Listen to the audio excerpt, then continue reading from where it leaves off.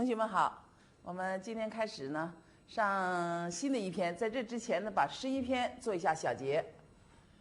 11篇的内容，我们说呢它脱简的比较多，特别是五脏的中风和重寒的部分，我给大家呢从概念上呢做了一下简要的介绍。主要的内容呢应该侧重在五脏病的举例上。那么实际上五脏病呢它缺少肺脏的这个论述。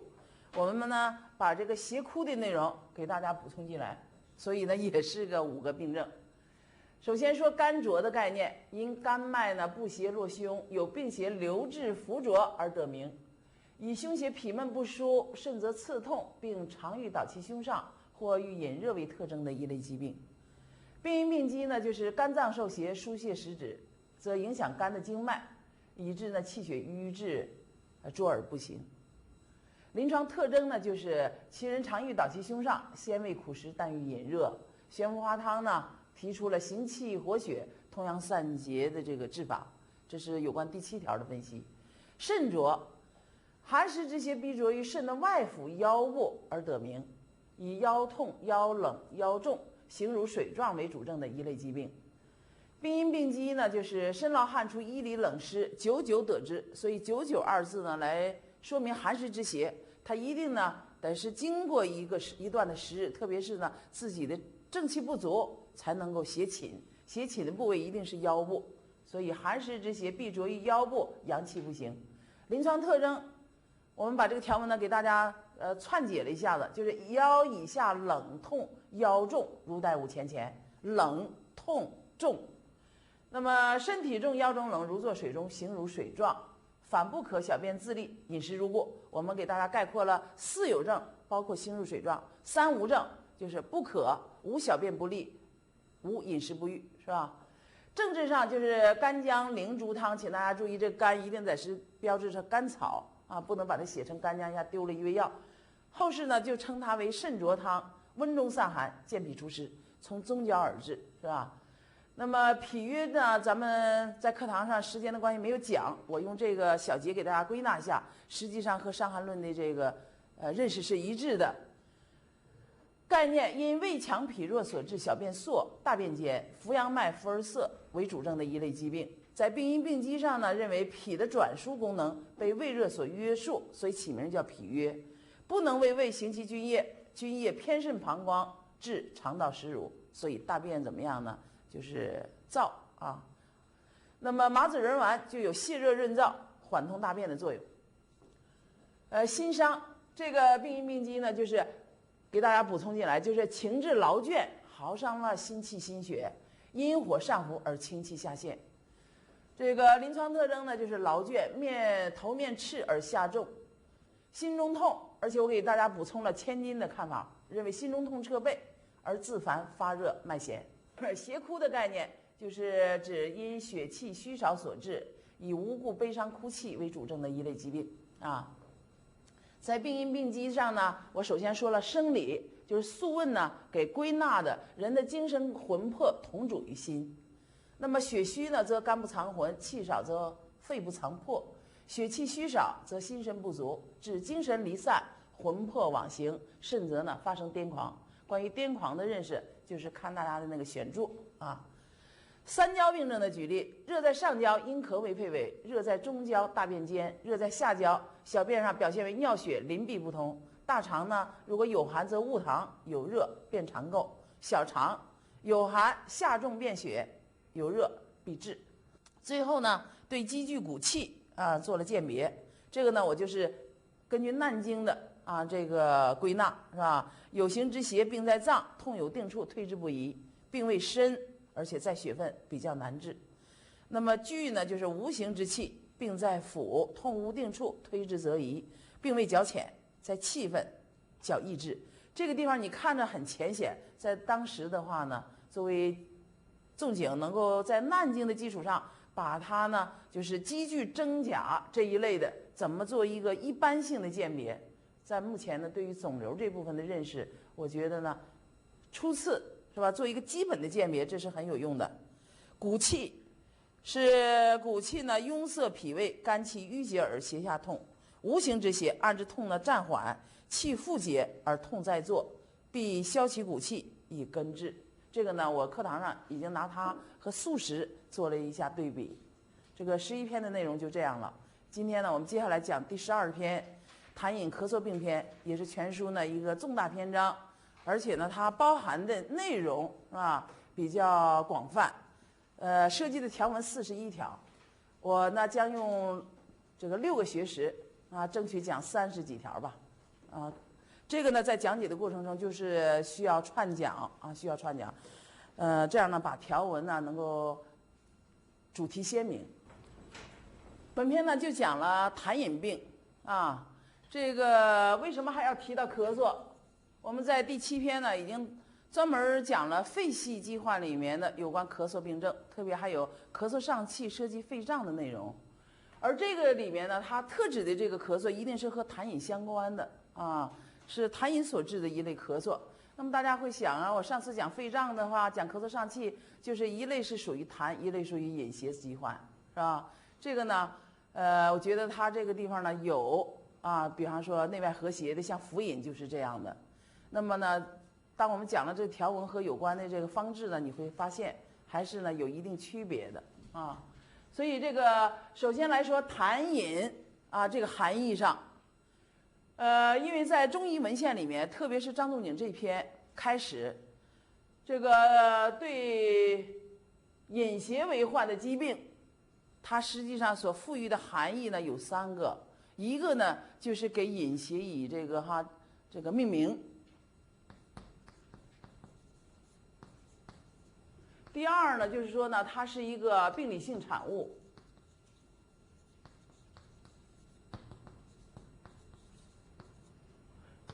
第三呢，它又是一个致病因素。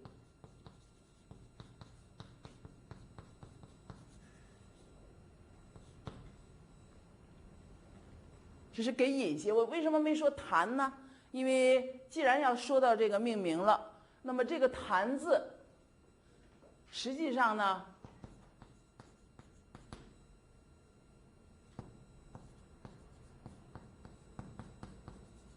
念啥呢？念淡啊，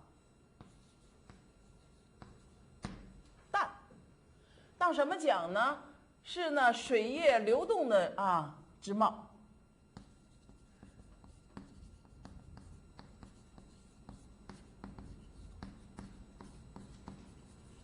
是水液啊流动的样子。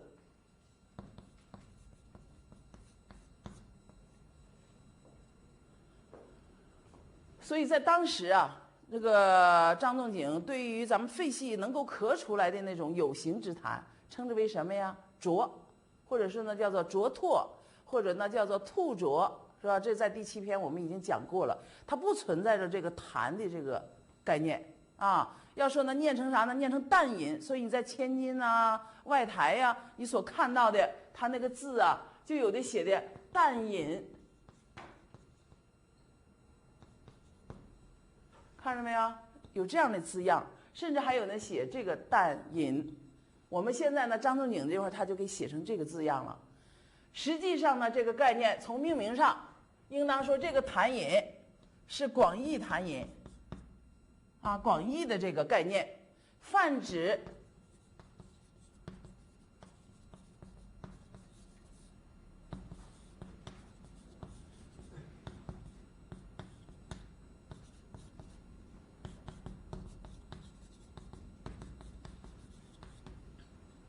说它是广义，就是泛指饮邪为患的一类疾病，啊，也可以说呢，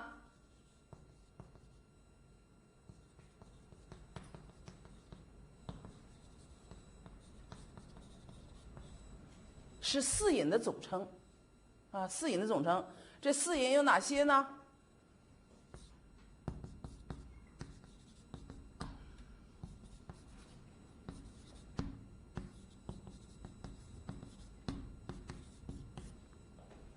一会儿我们设计原文就会分析的，是吧？所以呢，泛指饮邪为患的一类疾病，也可以说呢是四饮的总称，这是呢为广义。我们篇名首先提到这个痰饮，就是广义痰饮。那么这个其中的这个呢，就是狭义痰饮了，啊，狭义痰饮。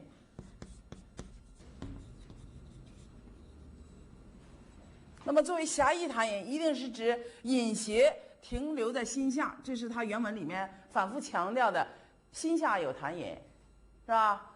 完了呢，痰饮在心下，这个呢就是指狭义痰饮而言。还有呢，此肠间有水气。所以关于心下的概念呢，我特别指出，就是因为它狭义痰饮的原文里面所提到的速胜金受，水走肠间，粒粒有声，因此确定它的心下应该指胃和肠，是吧？那么作为心下的这个概念呢，包括我们学完这个金匮以后，你会发现它有的注家说它是在胸、在膈，是吧？包括在胃。我们认为呢，作为饮邪的狭义痰饮，一定是在心下的胃，包括肠。我们在第9篇讲心痛也是强调的，心下呢是指胃啊，这胃脘的这个部位，所以不要被注家的那一些的认识呢所混淆。但在临床辩证的时候，你确实要根据具体病症具体分析，是吧？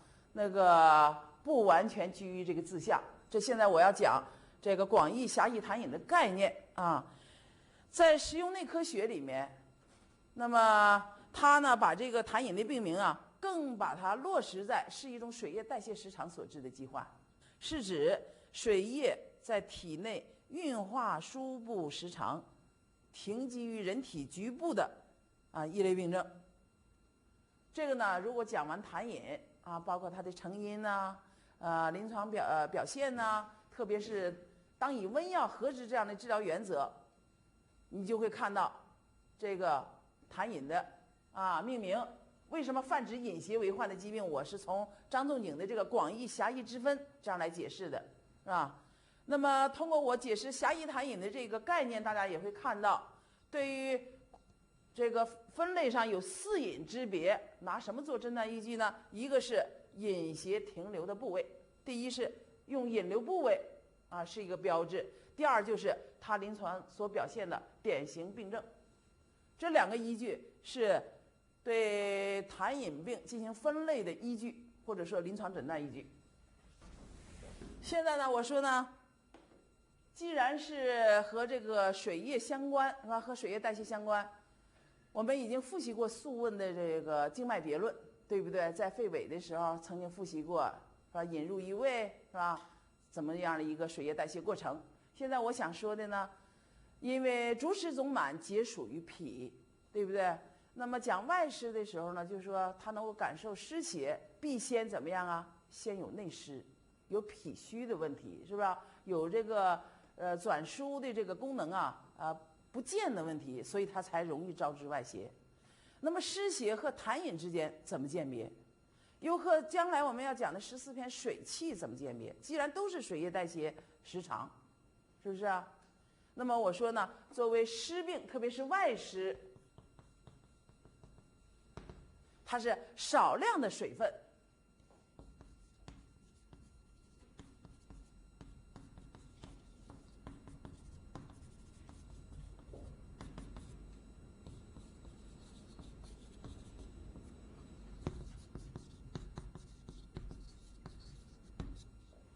是不是啊？是少量的水分粘着于肌肉关节间，这是在病位上。那么症状上呢，一定是啥呀？发热、身重、骨解疼烦，这个呢已经说了，就是主症上有它的鲜明特点，那才是外湿。现在我要说在水液代谢上的问题和脾相关，内外这么一个情况，但是一定是少量的水分。那么作为饮病，是指呢一定量的比较清晰的水液停居于人体的局部。所以刚才我已经举例了，狭义痰饮一定是这种水液停留在哪儿了呢？是心下、胃或者是肠。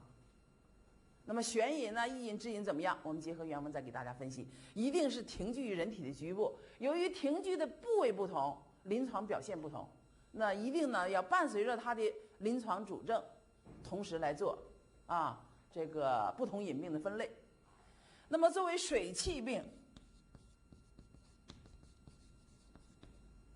因为我现在是讲水液代谢的这个时长问题，水气病和饮病在病机的内因的上是有所区别的。那么水气病呢是大量的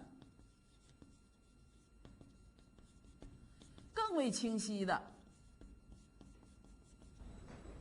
水气病是以大量的更为清晰的水液泛溢于人体的四肢肌肤，所以它就是一个什么呢？浮肿的问题了，是吧？当然它也有什么四水呀，包括黄汗的鉴别。现在我要讲的就是在水液代谢的问题上更为严重，那么大量的更为清晰的水液泛溢于周身了，周身肌肤之间。这是呢关于水液代谢方面，是吧？如果时长的话，会出现的相类同的疾病，那么由于病位不同，主症不同，那么命名也不一样，当然治法不同。现在我们已经知道了，外湿的治法一定得是什么呀？微发其汗，使风湿俱去也，对不对？今天要讲饮病的话，它的治疗原则，病痰饮者当以温药和之。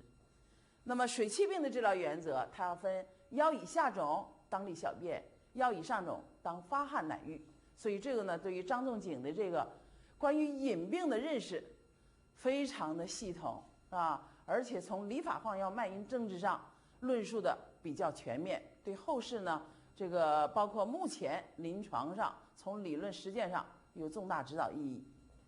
所以呢，有关命名的问题我已经提到了，有四饮的问题，对不对？狭饮、痰饮、悬饮、一饮、支饮、四饮。那么在这个条文里面还要涉及一些什么呢？就是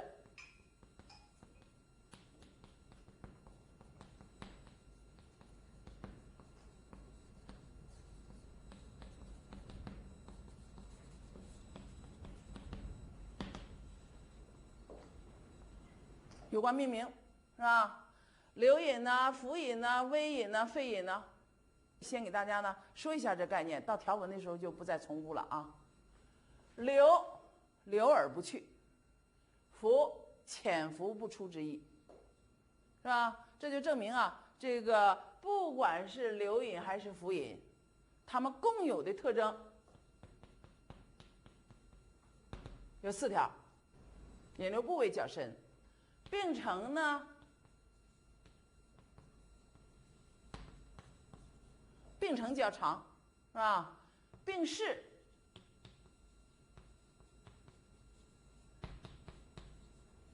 较重，还有是呢，一般的药物难以攻除。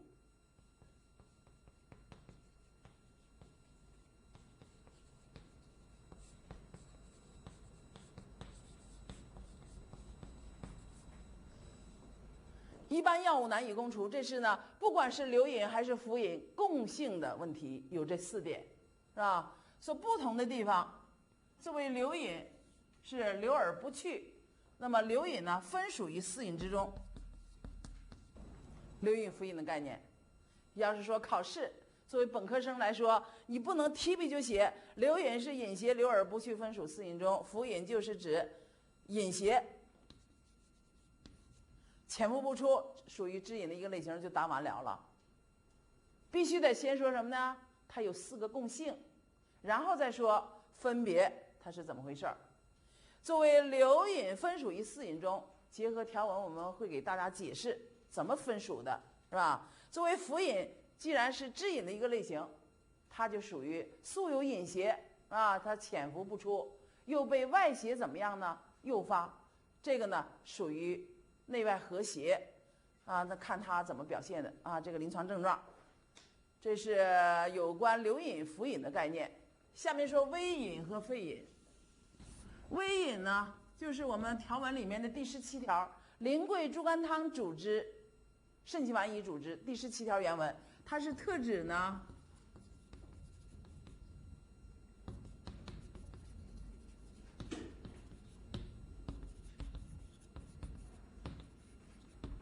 狭义痰饮的轻症，所以短气微饮嘛，是吧？当从小便去之。因此，这个微饮是指狭义痰饮的轻症。而沸饮的话，大家想，引流部位在肺，应该是什么呀？支饮。那么对于支饮的轻症，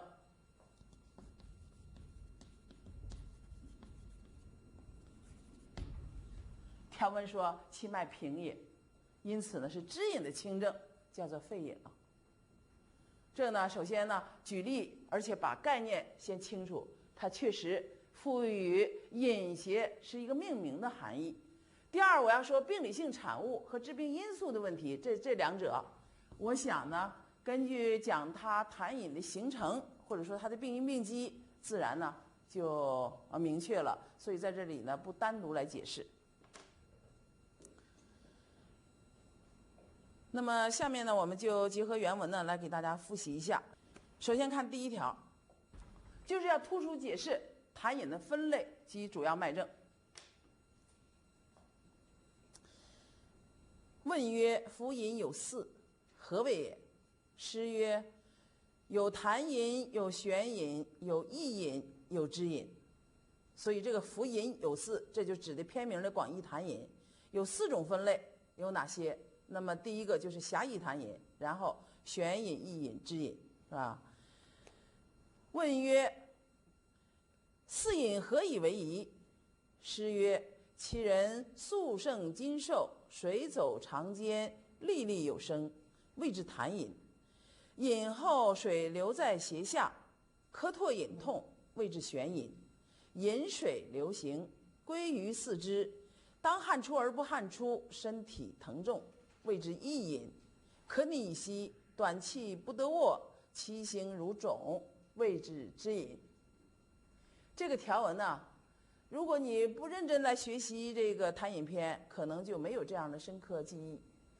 7、8年全国第一次招收研究生，就是北京啊，首先在全国率先招收硕士研究生的时候，考题里涉及金匮就是这个条文，就是四饮何以为宜，让你用原文来表述，你要解释清楚。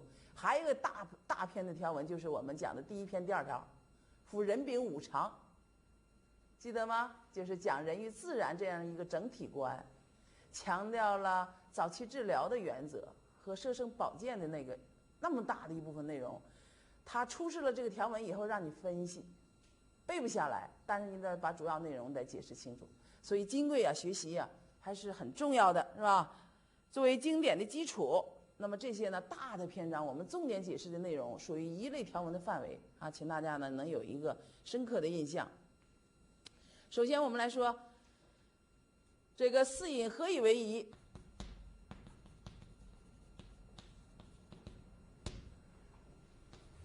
我方才讲了，四饮何以为宜，一定第一部分是在强调什么呢？饮停的部位，或者说呢叫做引流部位，是吧？也就是说饮胁停留部位，我简称引停部位或者说引流部位。然后是它的临床主症。这个引停部位你怎么说？它是在心下、胃以及肠呢？就是结合后面，比方16条苓桂猪肝汤是它的主方，他就说心下有痰饮。比方第12条要讲呢痰饮的这个形成问题，也讲呢这个食少饮多，水停心下，甚者则忌，微者短气，都是在强调饮停的部位在心下的胃以及肠。那么主症呢就是其人，是吧？其人素胜金瘦，就是得了痰饮病、狭义痰饮病的这样的病人，本来这个形体上还可以，倒不一定非得是脂肥胖，就是说呢还算健康的人的话呢，得了这病以后怎么样了呢？突出一个瘦字，体重下降，形体开始消瘦。这个机理怎么认识？就是我刚才提到的那个，它是作为饮入于胃以后，是吧？作为脾气，它不能够呢怎么样了呢？正常的是吧？转输特别是不能化生精微物质来营养周身了，而变成了一种什么呢？病理性产物，不能化生精微就不能够充养机体，因此它就要瘦。这个瘦字就体现了呢，作为饮胁是一种什么呀？病理性产物，又是一种什么呢？致病因素。得了饮病，这种病理性产物它就会导致什么呢？临床的一系列病症患病了，这是素胜金瘦。那么水走长间，粒粒有声，显然的是饮胁从胃流向哪儿呢？流向肠比方说要是具体来说，这水到底是在肠间还是肠中？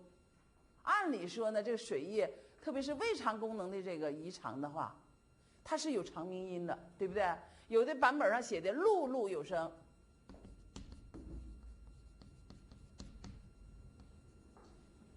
我看老百姓讲话说这响叽里咕噜的，是不是啊？所以你也不要去追究是碌碌有声对呀，还是粒粒有声啊，意思是一样的，都是长鸣音，是吧？气过水声发出来的声响。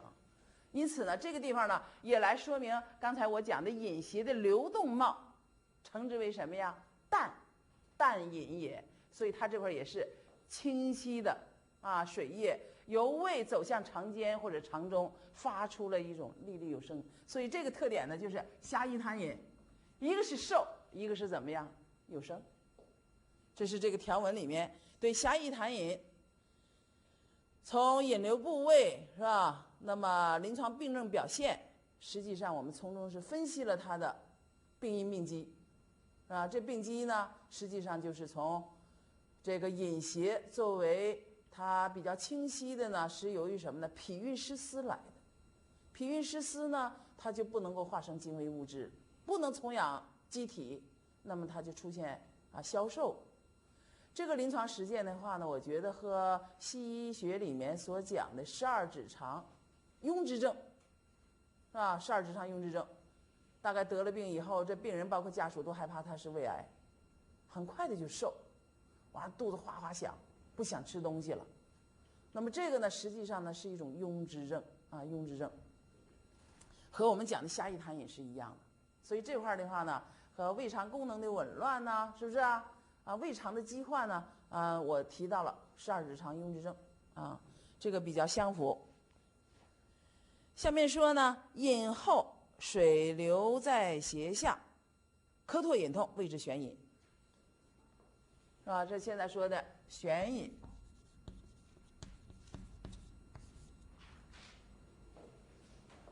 这个饮后不是说喝了水以后啊，是得了眩饮以后，这种水液留在哪儿了呢？他提到的是胁下。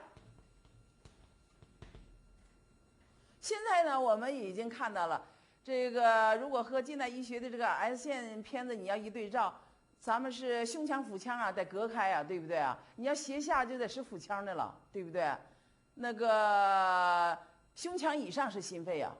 那你比方说，要是说那个胸腔积液的话，肋膈角消食，一定是表示这个水液在哪儿啊？在胸腔啊，对不对？所以我们认为呢，它不应该是胁下，应该是什么呢？胸胁更为合理，不应该跑到胁下去了，是不是啊？眩饮这个特别起这个名叫悬呐，是不是啊？是悬在中间的，悬在中间。所以人体的这个中间，我们现在一看，如果是结核性胸膜炎的那个胸水，包括肺癌出现的那个胸水，都是使肋膈角怎么样啊？消失。所以应该是胸胁的啊。这个是对原文的胁下理解成胸胁更为合理啊。那么它为什么要和胸胁的这个部分呢？要这个联系？是吧？这个我们要分析一下，他这个说咳唾饮痛症状，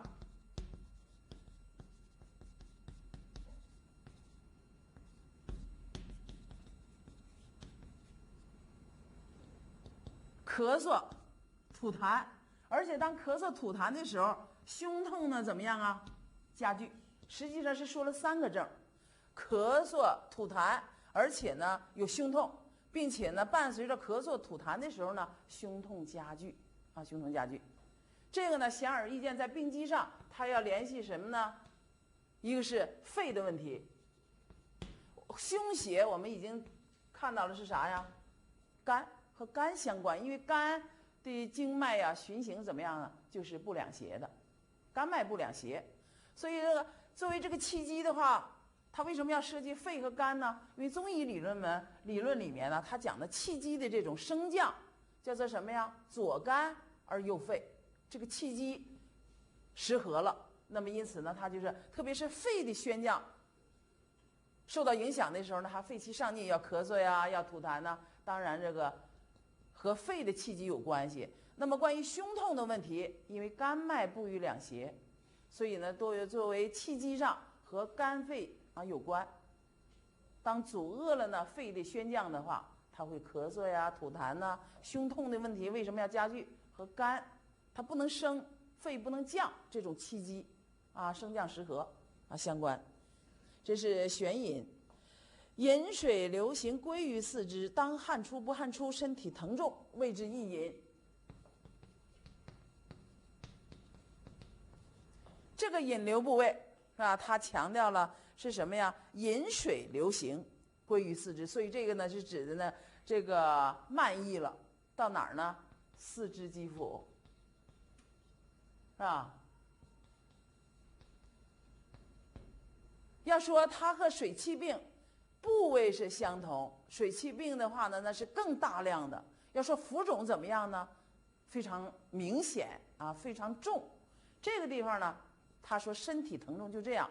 那么四肢肌肤的这个部位，也可以说呢漫溢周身的肌表，也可以这么说。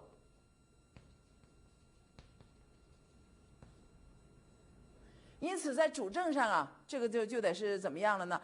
归于四肢，当汗出不汗出，身体疼重。这得在字里行间咱们得分析，归于四肢了，它一定得有四肢的什么呀？四肢肿的问题，因为这毕竟是比较清晰的水液啊，停聚在体表，因此得有四肢肿，完了再有呢四肢疼重啊，他自己提出来的身体疼重。当汗出不汗出，它实际上呢，一个是表示它本身兼有无汗，使这种饮邪没有出路，所以它就是肿。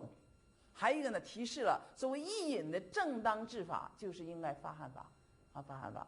所以这个地方呢，在这个第一条里面，对于易饮的话呢，所提出的问题，临床主症一定要补出是什么呢？根据引流部位，又要和呢易饮，就是那个又要和那个什么呀，水气病里面的啊风水呀、脾水呀要进行鉴别。身体疼重，疼也好，重也好，包括肿重。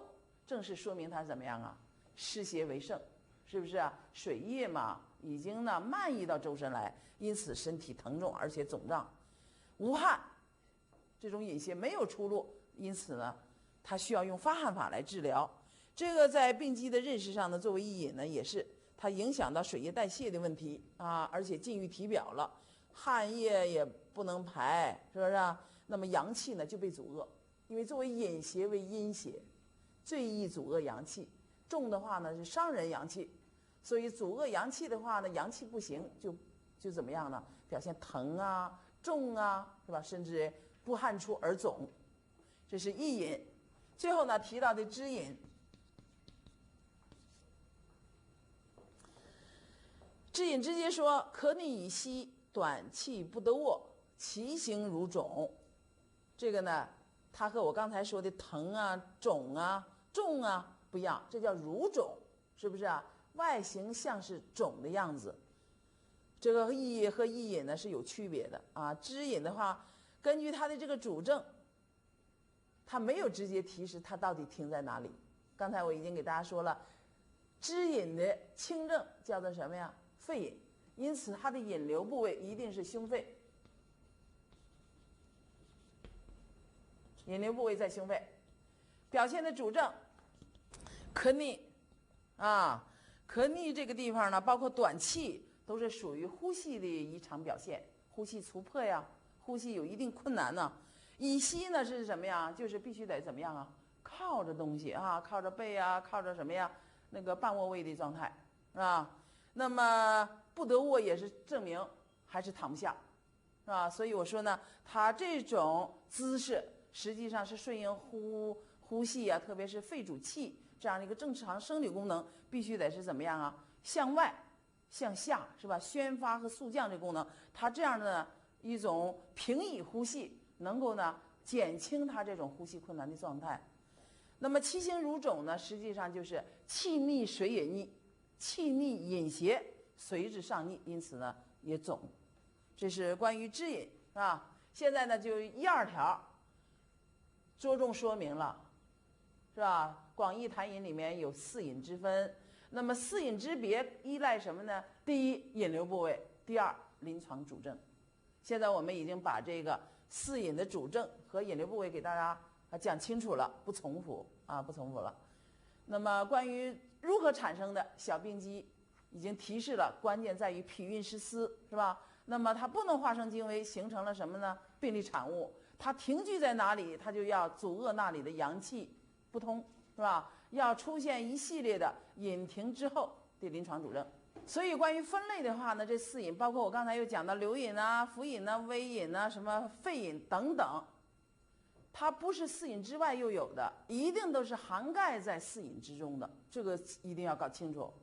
那它只不过是在命名上多种多样，是由于它引流的部位不同、临床表现的脉症不同而呢命名有所区别，这个大家一定要听懂。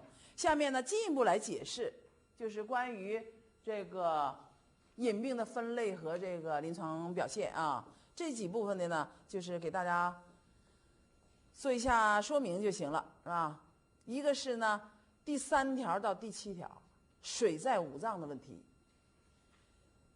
这个呢大家熟悉一下就可以了。这个呢有临床意义，也就是说呢，当你看到这一类的症状呢，首先看它是不是一个痰饮病啊，是吧？这个呢，水在五脏的症状，实际上呢，就是由4隐而推及到五脏，都是隐邪为害，是吧？那么，比方说水在心，这就是指狭义痰饮。刚才我们讲狭义痰饮的主症里头有什么呀？肃盛津受、水走肠间、粒粒有声。我请大家记住，一个是受的问题，一个是什么呢？有声的问题。现在他给你补出心下兼诸。这个字不能念建筑的建，不能念建筑的筑，应该诸第一音，啊，什么意思呢？心下兼大家能理解，就是他将来要讲苓桂猪肝汤的那个呢，心下有痰饮怎么样？胸胁支满症。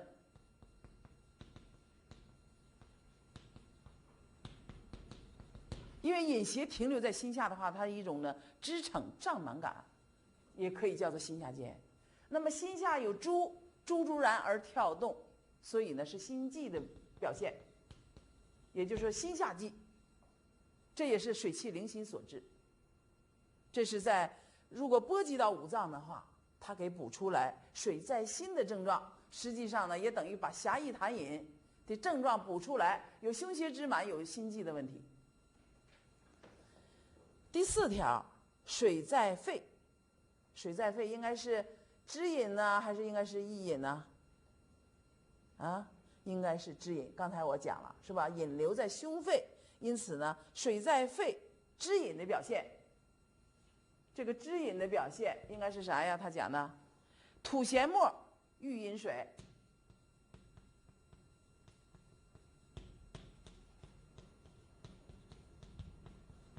这个也非常符合临床。我们说老慢支那样的病人怎么样啊？吐涎沫，清晰的痰非常的多，对不对？特别是虚寒肺痿，那不也提到了吗？上焦有寒，七口怎么样啊？多涎。欲饮水什么意思啊？菌不上承，水液阻遏的结果，菌液不能够上承，所以老是口干啊、燥啊这样的感觉，是吧？菌液不布的原因。第5条提到水在脾，少气身重。大家想它应该是什么症？至少呢应该是溢饮。实际上呢，狭义痰饮，因为引流在胃肠，少气身重，是吧？溢饮和支饮呢也有这样的外候，啊，也有这样的外候。因为你涉及到脾呀，啊，那么中气不足的话，它就少气，而且呢，肌肉呢间的话呢湿盛，所以身重。这是呢脾主四肢，脾主肌肉，那么脾气的这个散精功能啊，包括它化生精微的功能都失常了，因此呢，它要出现少气呀、身重啊，是吧？第6条，水在肝，胁下支满，涕而痛。刚才我们说眩饮，引流部位在哪儿呢？胸胁嘛，是不是？所以呢，它和肝和肺这个气机升降呢有关系，因此这块呢就是讲的眩饮了。当眩饮啊对五脏的影响出现的外候是什么样呢？胁下支满。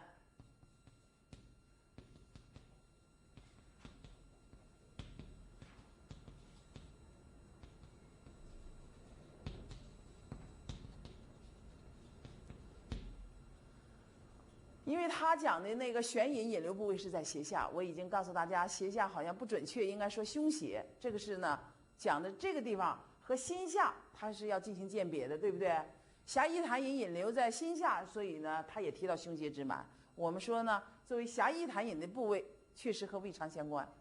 那么到心下位置这地方呢，有支撑胀满感，而悬引的话，一定是怎么样啊？偏上一点的胸胁，那么也是支撑胀满感。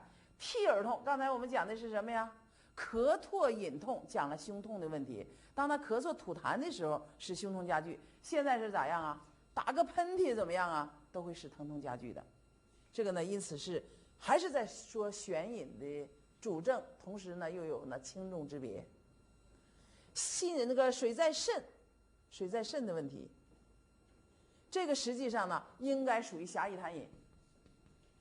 为什么这么说呢？因为后面我们讲苓桂猪肝汤主治肾气丸以主治，那么呢尽管说是引流部位应该是强调在胃肠，但是呢和脾与肾的这个关系非常密切，因此当水在肾的时候，病人会怎么样啊？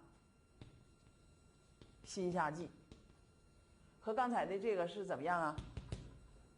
心下诸，意思是一样的。你比方下焦有水气，脐下悸，对不对？也是一种惴惴然而跳动的意思，所以它应该属于狭义痰饮的范围。这是呢水在五脏啊，水在五脏。那么这个地方呢，请大家看一下暗语。水饮在五脏与四饮之间仍有着密切的关系，比如水在心肾与狭义痰饮，水在肺的与呢支饮，水在脾呢与狭义痰饮也可以和意饮，水在肝呢与悬饮，其正其治均有着内在的联系，不能机械的划分。所以我们到临床上看上这样的相关的症状呢，帮助你辨别什么呢？辨别饮邪停留的部位，帮助你呢在这个用方上是吧更有呢针对性。